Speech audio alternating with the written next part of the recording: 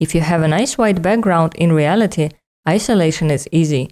Just click around with the magic wand and run the isolating action, and then either restore the shadow to get a natural looking image or cut the rest of the shadow out to get a total white isolation.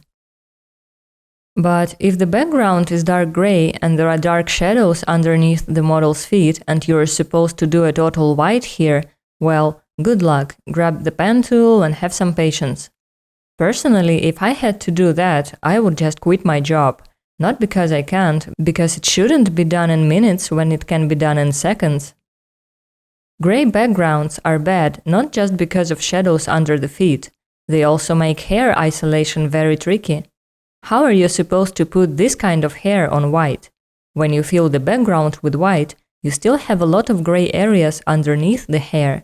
To get rid of it, you can use the selective color command, which can be found in the Image Adjustments menu. When you access it, go to the whites and move the black slider to the left. Make sure it's set to the relative mode because absolute will leave sharp edges. You can repeat it a few times if you're not satisfied with the result. Some of the frizz that is left can be just erased.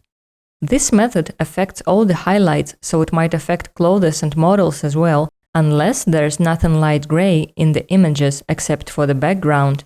So make sure you select the frizz area before you try it.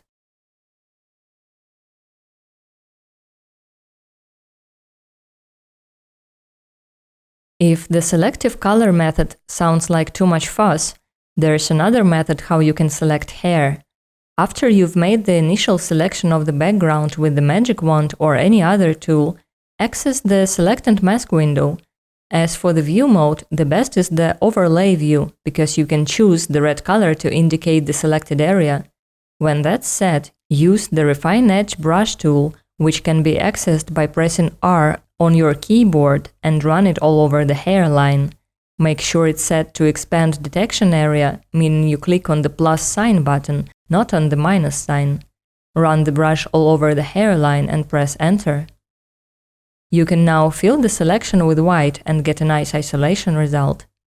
There is so much pain in hair isolation that it's not very reasonable to do it at all. You will be wasting hours of your valuable time on things that are not even a problem, not like blemishes or dirty or wrinkled clothes. I see that with years of e-commerce development, less and less online stores do this kind of thing. And those that still place their models on white care to shoot them on white background to make things easier for everyone. Here, the frizz is barely visible because the background is so white. If there is some of it left after isolation, you can use the Dodge tool set to highlights, exposure about 20%. It will get rid of all the stray hairs at once. If you think that making gray background white is the worst thing you can encounter, you're actually wrong. There are worse things than that, like a chroma key green screen or transparency isolation.